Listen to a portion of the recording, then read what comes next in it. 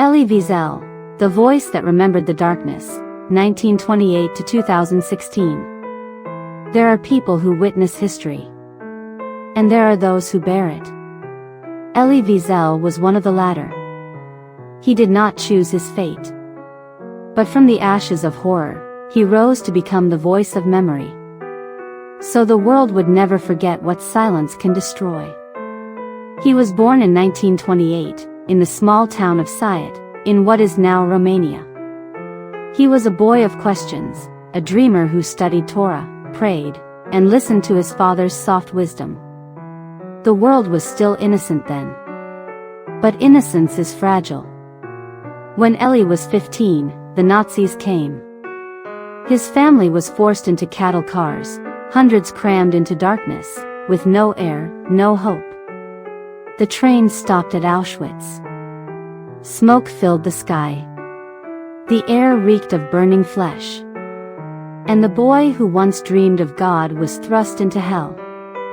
His mother and sister were gone in hours. He never saw them again. He and his father were sent to Buchenwald, where survival was a slow form of dying. Elie saw men reduced to numbers. He saw hunger twist kindness into cruelty.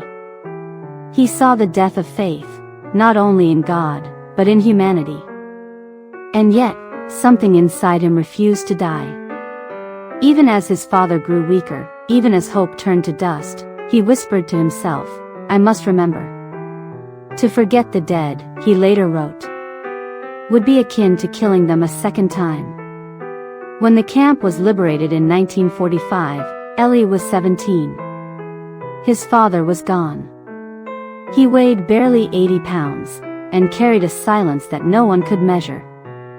For 10 years, he spoke to no one about what he had seen. But silence, he realized, is dangerous. So he wrote a thin, haunting book called Night.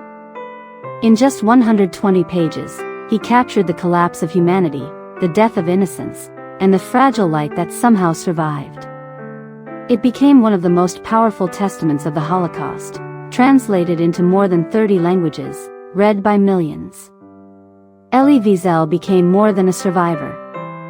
He became a teacher, a conscience, a mirror held up to mankind. He traveled the world, meeting presidents, speaking in parliaments, visiting refugee camps, always carrying the same message. Never forget.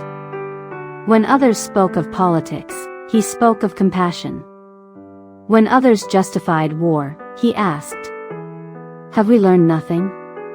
In 1986, he received the Nobel Peace Prize, for being, in the committee's words, a messenger to mankind.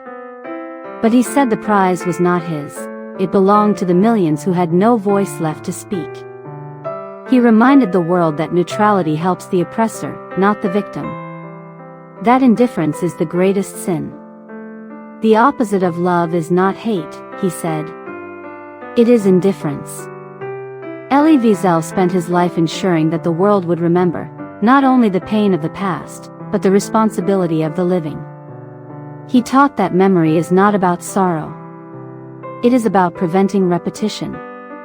When he died in 2016, the world did not just lose a writer. It lost its moral compass. He once wrote, "Because I remember, I despair. Because I remember, I have the duty to hope."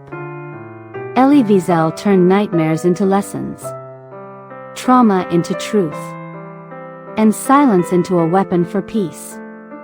He showed that even in the darkest night, the act of remembering is the beginning of light.